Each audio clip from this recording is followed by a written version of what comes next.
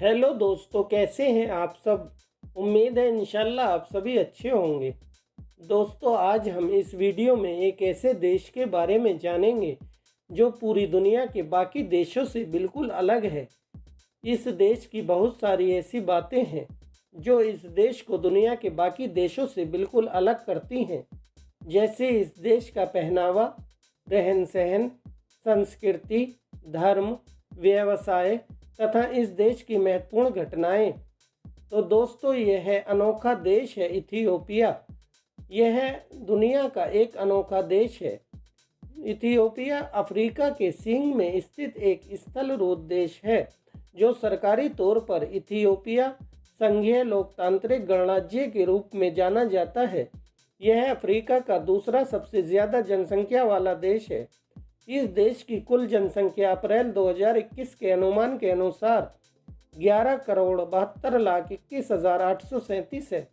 इस देश का क्षेत्रफल 11,04,300 वर्ग किलोमीटर है। क्षेत्रफल के हिसाब से यह अफ्रीका का 10वां सबसे बड़ा देश है। इस देश की राजधानी और सबसे बड़ा नगर अदीस अबाबा है। इथियोपिया के पड़ोसी देश सूडान, इरिट्रिया, जिबूती, सोमालिया और केनिया हैं। इस देश की करेंसी इथोपियन बिरर है, जो एक इथोपियन बिरर भारत के 1 रुपये 80 पैसे और पाकिस्तान के 3 रुपये 67 पैसे के बराबर होती है।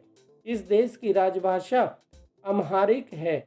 इथियोपिया अफ्रीका का सबसे पुराना आज़ाद देश है और अर्मेनिया के बाद दुनिया का दूसरा सबसे पुराना आधिकारिक ईसाई राष्ट्र है। दोस्तों, नया साल शुरू हुए 4 महीने होने वाले हैं। जहां पूरी दुनिया में नए साल 2021 का जश्न मनाया गया, लेकिन आज भी इथियोपिया में सन 2014 ही चल रहा है। इतना ही नहीं, इथियोपिया का एक साल 12 महीने का नहीं बल्कि 13 महीने का होता है। इसलिए यह दुनिया के बाकी देशों से 7 साल 3 महीने पीछे चल रहा है।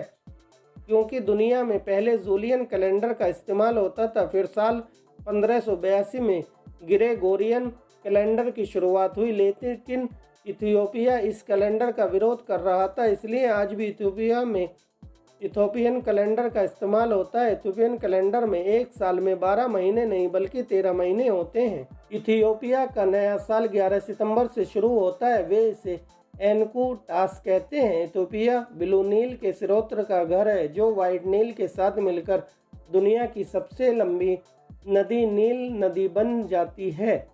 इथियोपिया में मनपसंद लड़की से शादी करने के लिए लड़कों को अपनी ताकत का परिचय देना पड़ता है। यहाँ के लड़कों को लठों से लड़ाई करके अपनी क्षमता दिखानी पड़ती है। जो लड़का लठबाजी में जीतता है वह अपनी मनपसंद लड़की से शादी कर सकता है। फुटबॉल व बास्केटबॉल इथियोपिया में लोकप्रिय खेल हैं। गधे और ऊँटों का सबसे पहले पालतू जानवर इथियोपिया में ही बनाया गया था। इथियोपिया देश की मुख्य आय के स्रोत कॉफ़ी, चमड़ा के उत्पाद, सोना, जानवर और तिलहन हैं। इथियोपिया दुनिया का 5वां सबसे बड़ा गरीब देश है। पश्चिमी दुनिया में इथियोपिया को अक्सर गरीबी के प्रतीक के रूप में देखा जाता है। इस देश की मुख्य गरीबी का कारण उपनिवेशवाद का इतिहास, राजनीतिक अशांति और इस देश के आसपास के युद्धग्रस्त देशों द्वारा लाए गए शरणार्थी संकट, देश की खराब आर्थिक स्थिति और वैश्विक धारणा में योगदान देना है।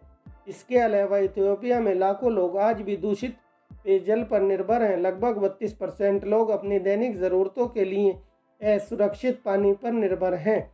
इस देश की उस 32% में से 8.9% लोग नदियों, झीलों, तालाबों और अन्य स्रोतों से पानी पीते हैं तथा बाकी के 23.1% लोग हाथ से खोदे गए कुएं और प्राकृतिक झरनों से असुरक्षित पानी पी रहे हैं। देश के बहुत से समुदाय के लोग आज भी खुले में शौच करते हैं। इन समुदायों में मानव मल को बारिश से नदियों, झरनों, तालाबों और दलदलों में धोया जाता है।